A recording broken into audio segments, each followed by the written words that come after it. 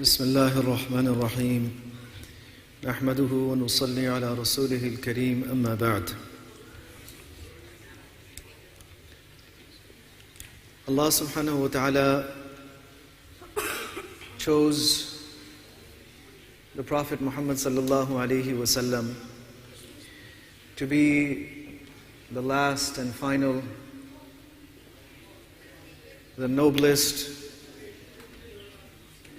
and the most superior of all of mankind. From all the prophets, Allah chose him to be last, but Allah selected him even before Adam alayhi salam was created. One hadith, the Prophet sallallahu alayhi wa sallam says that I was designated as a prophet while the mold of Adam alayhi salam, the mold of clay and water, was still being formed. Then Allah subhanahu wa ta'ala produced him from a lineage, a bloodline of the most noble people. Now, Imam Bukhari rahimahullah and others have written great details about the nasab, about the lineage of the Prophet sallallahu alaihi wasallam, up to 21 links, meaning 21 forefathers. There is agreement. Beyond that, there is some difference of opinion. So, the agreed portion of his lineage is Muhammad sallallahu alayhi wasallam bin Abdullah bin Abdul Muttalib bin Hashim bin Abd Manaf bin Qusay bin Kilab bin Murrah bin Ka'b bin Lu'ay bin Ghalib bin Fihr bin Malik bin Nadr bin Kinana bin Khuzaymah bin Mudrika bin Ilyas bin Mudar bin Nizar bin Ma'ad bin Adnan. Up to here there is complete agreement. These are the forefathers of the Prophet ﷺ, and many ulama have written the lineage above that all the way to Adam alayhi salam. Each of these people, now Adnan is from Adnan, with whom this part of the chain ends. He is one of the close descendants of Ismail alayhi salam. The Prophet ﷺ is a direct descendant of Ismail alayhi salam.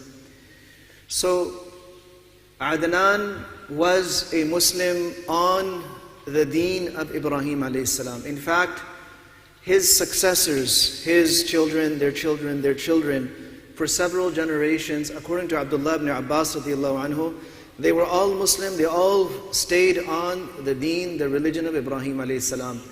After that, some changes came. Shirk and kufr started spreading, and it permeated into the Quraysh. Now, one of these sons,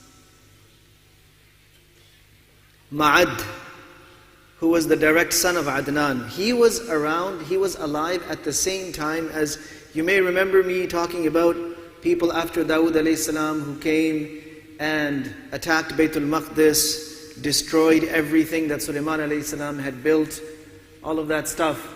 This is probably around almost 600 years before Isa alayhi salam. So Adnan's son Ma'ad was alive at the same time. In fact, the Prophet at that time, Armiya, who is referred to in English as Jeremiah alayhi salam, he was instructed by Allah subhanahu wa ta'ala to go and save Ma'ad and to acknowledge that he was the forefather of a person who was going to be the Prophet of Allah. So he actually traveled there. He told Nasr, Nebuchadnezzar, that this is according to some narrations, he spoke to Nebuchadnezzar, was alive at his time. According to other narrations, he wasn't. But in the narrations that he told him that these dreams that you have been seeing, and the ummah that you have been told about in those dreams, this man here is one of the forefathers of the Prophet who is going to form that ummah. And then Allah subhanahu wa ta'ala told Armiya alayhi salam that you take Ma'ad and you put him somewhere where he can be protected and looked after so that no harm comes to him. Now it is said about each of these people that there was always a special kind of a radiance in their foreheads that made them stand out from everyone else. Not only were they the most handsome people in that area, in that time, from that progeny, but there was a distinct nur that would show in their foreheads. And ulama have written that this was the nur of the Prophet Muhammad sallallahu alaihi wasallam that was showing through his forefathers. So Nizar, his son Nizar, when he was born, he also had this radiance. And so he had a huge feast, called people from far and wide. And when they saw the child, they were amazed at what a beautiful child. So he said that everything we've done, all of this money that we've spent on feeding you, this is nothing. This is very little compared to what should have been done for this child. It is nazr, it is very small. So from that his name, Nizar, was set. Then his son Mudar. Now, according to one hadith, the Prophet ﷺ said, don't insult Mudar because he was a Muslim. So Mudar was an actual person. And of course he became the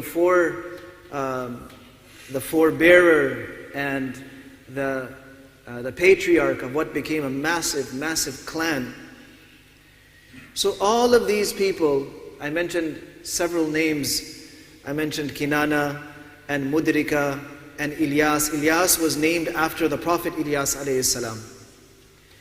Now each of these people had a specific role also in the way things were done. For example, in bringing the sacrificial animals to the area of Mina, in making sure that the ibadah was done on a certain pattern.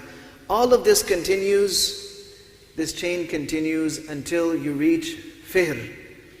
And Fihr, according to most ulama, Fihr was Quraysh. His other name was Quraysh. Some say Quraysh was his name, Fihr was his title. Others say Fihr was his name, Quraysh was his title. In any case, he or one of his close forefathers, whether it was Kinana or Khuzaymah, they started this process, and some say it was Nadr. They started this process of sending the annual caravans in the winter time south to Yemen, in the summertime north to Palestine and Syria. These are the caravans that Allah subhanahu wa ta'ala refers to in Surah Quraysh. لِإِيلَافِ قُرَيْشِ إِلَافِهِمْ رِحْلَةَ الشِّتَاءِ وَالصَّيْفِ.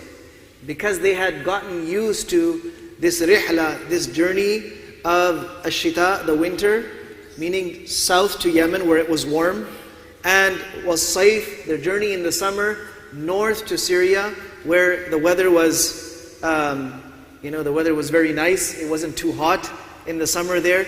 So these trade caravans were started by them. And this continued up till the time of Abdul Muttalib. Abdul Muttalib's name was actually Shaybatul Hamd. And Muttalib was an uncle of his. And when his father passed away, this uncle came on camelback to pick him up and take him under his care. And at that time, Abdul Muttalib, Shayba, he was, his clothes were dirty. He looked like a very poor orphan. He had been orphaned. He had nothing in his hands. So people asked his uncle, who is this? He said, he's my slave. So then that's how he became known as the slave of Muttalib, Abdul Muttalib, like this. So there's a very interesting story behind each of those individuals. But the beautiful thing is that history has I'm just giving you very, very short, brief points. There is so much information about each of these individuals. Allah subhanahu wa ta'ala has preserved even the lives of the forefathers of Nabi sallallahu alayhi wa sallam. This is not available for anyone else. This arrangement has not been made for any other human being. So inshallah, as we discuss more details, inshallah we'll learn more. وصلى الله وسلم وبارك على نبينا محمد وعلى آله وأصحابه أجمعين.